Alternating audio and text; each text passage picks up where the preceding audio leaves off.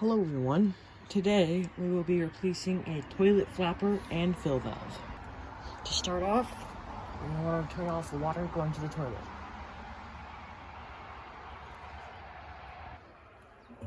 Next, flush the toilet to remove any remaining water from the tank.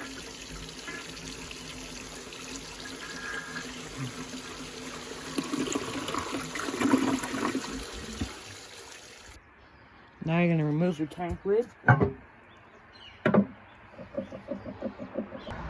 Now inside the toilet tank, you'll see two parts. This part at the bottom, that is the flapper, and when you push the handle, it opens up and lets water into the tank. This part here is called the fill valve, and this part, when the water comes in, it fills the tank, and then when it gets to a certain height, it pushes up this float, which turns the water off. This part here, and this part here, these are the two parts that we want to replace. Now, to do this project, the parts that you will need are a toilet flapper and a new fill valve. So to start, we're going to replace the flapper. First, we're going to get this little hose out of the way, and we'll remove it.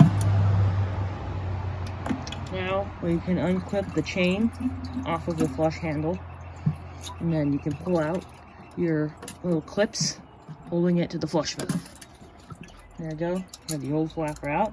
You can tell this thing has definitely been through a lot. Now take your new flapper. This one is very similar to the one that we just took out, except it's brand new, never used. So we're going to put that in, attach that part there, and do the same on the other side. So now we have our flapper attached.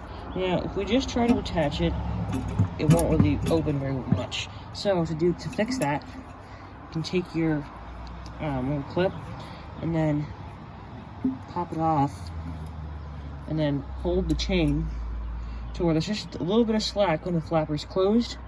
Find the part on the chain and attach it. Now I'm going to attach it to the flush handle. There you go. That opens pretty good. Okay, so for this part, before we can remove that, you're definitely going to want to have a bucket on hand. Now that we have our bucket underneath, you can see this little water hose here. I'm going to unscrew that.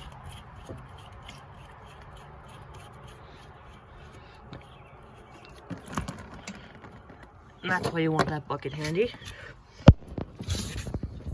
Now, there is a little nut right up under here. So, hold the fill valve, unscrew that nut, and sometimes you may need to use a wrench to do that, but in my case this is just hand tight. And pull out your fill valve, and the water will come out, and there's no water in the tank. And that's why you want your bucket handy. Now that we've gotten rid of our old fill valve, we can get rid of that. Now we're going to take our new fill valve, remove the new nut.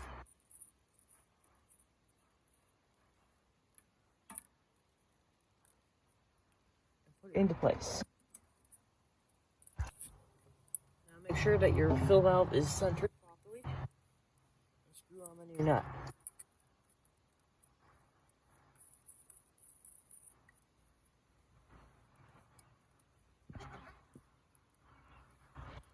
And use your wrench to tighten it.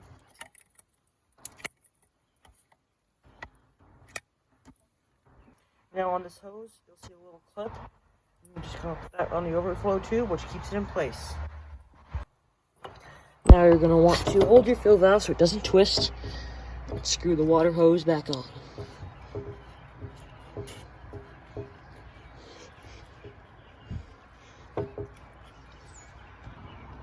Now on your new fill valve, you're going to see it's pretty short. So here's another one. This is just another one I had around. You'll see a collar at the bottom. You push it up. And now you can take it off, and you can also adjust it. So that's what we're going to do on this one. So you can slide up your collar, and then pull it up, right height. Probably going to be about there. Push that collar back down. And there we go.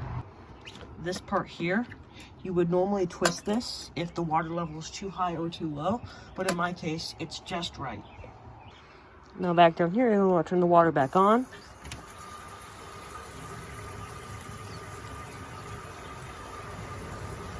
Now you're going to put your tank lid back on and wait for the tank to fill. Alright, now our tank is full. Now, you can give that bad boy a test flush.